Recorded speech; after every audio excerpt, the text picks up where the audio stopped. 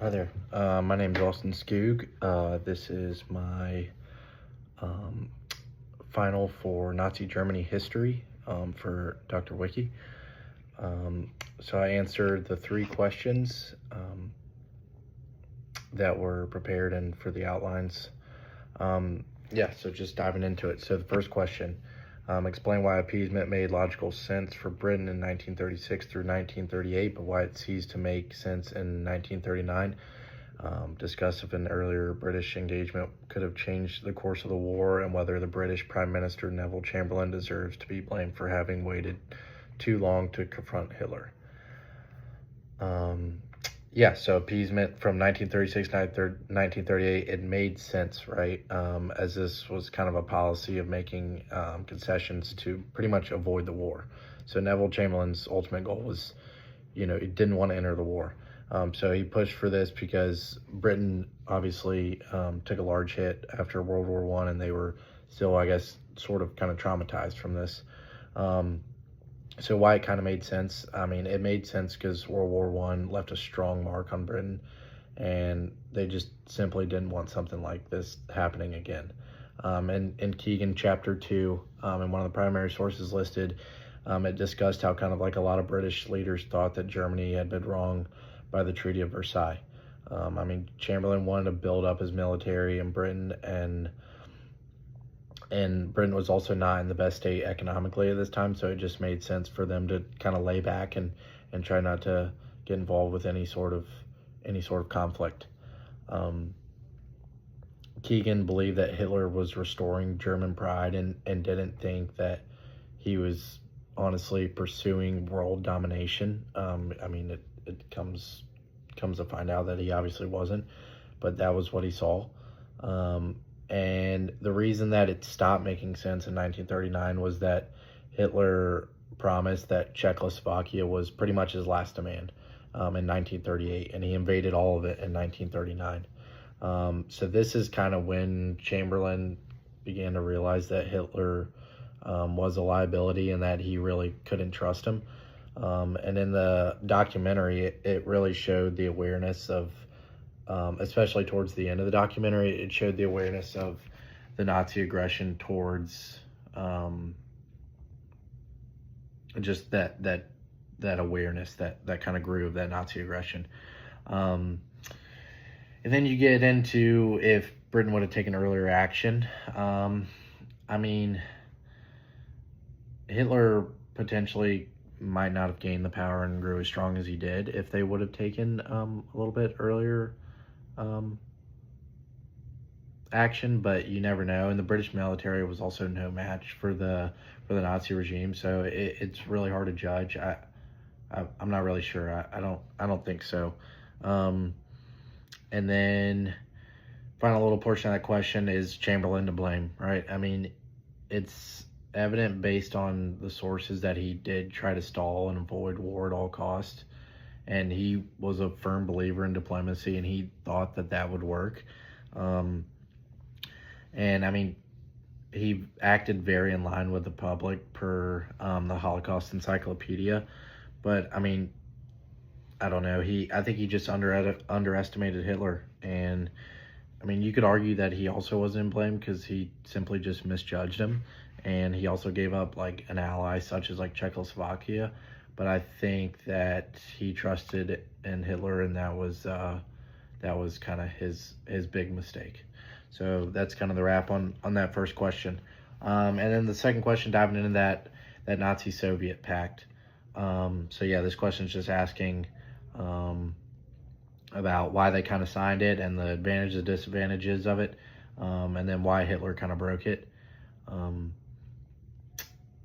So Nazi-Soviet pact, right? It was signed on August 23rd, 1939 between Soviet Union and Germany, and this is kind of a pact that really kind of shocked the public because it was such a big surprise because they were such opposites and enemies and two pretty big powerhouses, big names, Stalin and Hitler, and kind of the reason for this, right? It gave Stalin time to prepare for the war.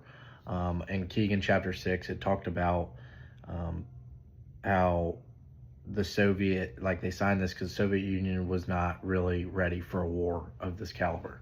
And then as far as why Hitler kind of signed it, it was he didn't really have to face like a two-front war. He wasn't getting pinned by the war, and he could put his focus towards Poland during this time, and he could pretty much completely focus on the West and get the East out of his mind, even though it was still there.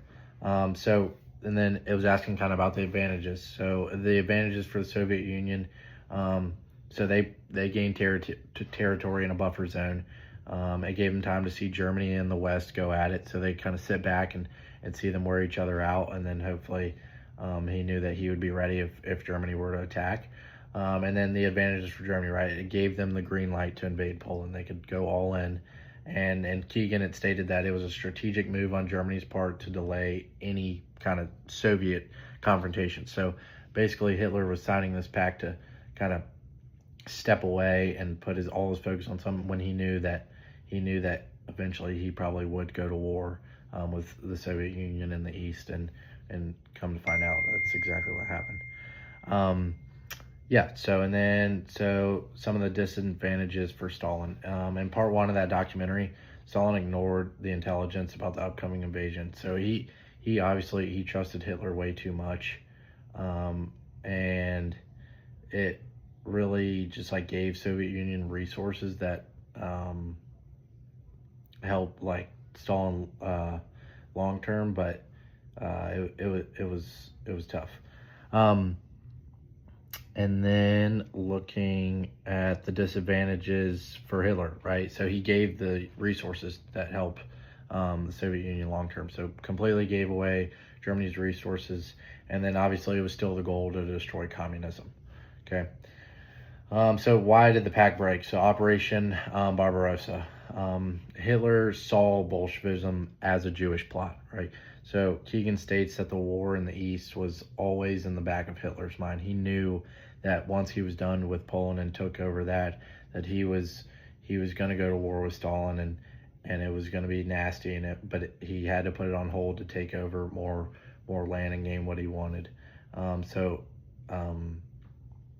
Hitler needed those resources from the Soviet Union, and he thought that they were weak and he could completely take over them quickly. But obviously in the next third question we see that obviously it wasn't as easy, and come to find out that Hitler was extremely overconfident, and he thought that he could take out the Soviet Union super quickly and no problem at all. So that's what dives into question 3. So the Battle of Stalingrad, and kind of just asking how did the soldiers experience this, and who had the upper hand, and kind of how it decided World War II in Europe. So I kind of obviously dove in a little bit of my reasoning here, but I mean, this was an extremely violent and bloody battle with millions of deaths. I think it was 2 million. And it was a fight between Germany and Soviet Union. So kind of why it was important, right? It was pretty much a gateway to the Soviet oil fields in the Caucasus. And if Stalingrad was conquered, then you would have control on the supply routes on the Volga. So like supply routes and oil fields, I mean, what two countries would go to war and go to battle over? They both needed these resources to kind of grow and expand what they were trying to do. So then how did the soldiers experience, right? So on both sides of Germany, that urban warfare was just awful. And in part 3 of that doc, German soldiers faced starvation and the Soviet snipers, and just brutal weather. And it was a miserable time for both sides, but just diving into the Germany side. And then the Soviet side, right? So they were trapped in these ruins. They were fighting so up close and in between buildings, and they took extreme blows and losses, but Stalin would not let them take one step back, and just to keep pushing and keep taking over. In the IWM article, it really discusses like the freezing temperatures and the disease, and that up close combat that was just so intense and so bloody and very, very, very hard. Um, so really the upper hand, right? I mean, Germany definitely started more dominant and they were taking over, and then the Soviets pivoted and adjusted and kind of neutralized that German tank advantage, and then Germany was pretty much surrounded. I mean, and Keegan had discussed that cutting off the supplies was pretty much the key to victory in the Battle of Stalingrad. So it was super important, and I mean, eventually, I mean, the Soviet Union came out on top, and it was a huge turning point in the war because it was kind of that first major German defeat. I mean, this myth that Germany and Hitler are so invincible after all they've done and how much they've taken over and the millions and millions of people that they've killed, they've now kind of been defeated, and it gave Soviet Union the upper hand, and now there's this new kind of powerhouse that gave the Soviet Union to have this green light to take over all the way to Berlin, and now they just had the upper hand, and Hitler kind of just got shoved away after the Battle of Stalingrad. So super important, and I like how the second question transitions into the third because it kind of plays in. But yeah, so those are my 3 answers for the final for Nazi Germany history, and thank you very much.